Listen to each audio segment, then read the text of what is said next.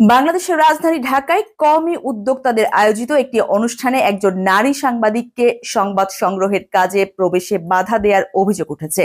এ বিষয়টি নিয়ে সামাজিক যোগাযোগ মাধ্যমে চলছে বেশ আলোচনা। ঢাকার আগারগাঁয়ে অবস্থিত চীন মৈত্রী আন্তর্জাতিক সম্মেলন কেন্দ্রে কওমি উদ্যোক্তা সম্মেলন 2025 নামে এই অনুষ্ঠানে প্রধান অতিথি হিসেবে ছিলেন ধর্ম উপদেষ্টা ডক্টর আফমা খালিদ হোসেন।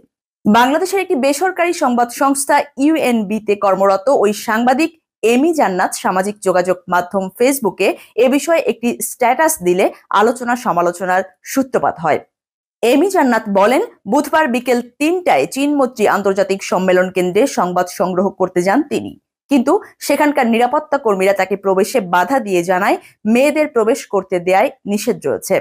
এদিকে আয়োজক গোষ্ঠী ফেসবুক ভিত্তিক গ্রুপ কওমি উদ্যোক্তার পক্ষ থেকে এই ঘটনায় দুঃখ প্রকাশ করে একটি সংবাদ বিবৃতি দেয়। এতে বলা হয়, এ ধরনের কোনো ঘটনার দায় কোনোভাবেই অনুষ্ঠানের প্রধান অতিথি ধর্ম উপদেষ্টার নয়। এরূপ কোনো ঘটনার জন্য ধর্ম উপদেষ্টার উপর দায় চাপানো অনাকাঙ্ক্ষিত ও দুঃখজনক।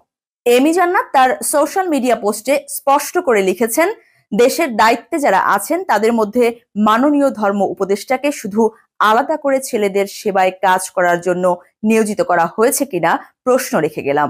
যদি এটাই হয়ে থাকে স্পষ্টত উল্লেখ করে কাজ করার অনুরোধ। ক্ষোভ প্রকাশ করে এই নারী সাংবাদিক প্রশ্ন তুলেছেন, একজন নারী সাংবাদিক বলে নিউজ কভার করতে পারবে না, এটা কতটা দুঃখজনক এবং অবমাননাকর বলতে পারেন? তবে অনুষ্ঠানে অবস্থানকালীন সময়ে নারী সাংবাদিককে প্রবেশ করতে না দেওয়ার খবরটি জানতেন না বলে ধর্ম উপদেষ্টা আফমা খালিদ হোসেন এরই মধ্যে সংবাদ সম্মেলনে উল্লেখ করেছেন। তিনি বলেছেন, আমি ওখানে ছিলাম মাত্র 1 ঘন্টা, অনেক সাংবাদিক ছিলেন, নিউজও কভার করেছেন। আমি তখনও জানতাম না, আমারে কেউ বলে নাই এখানে নারী সাংবাদিককে প্রবেশে বাধা দেয়া হয়েছে। আমাকে কেউ বলেও নাই, আমি শুনিও নাই। ধর্ম উপদেষ্টা আরো বলেন, আমি প্রয়োজনে এমি জান্নাতের সাথে কথা বলতাম, কিন্তু রাত গভীর হওয়ার কারণে তার সাথে যোগাযোগ করতে পারিনি। আজকেও এটা নিয়ে ফেসবুকে নানা কথা হয়েছে।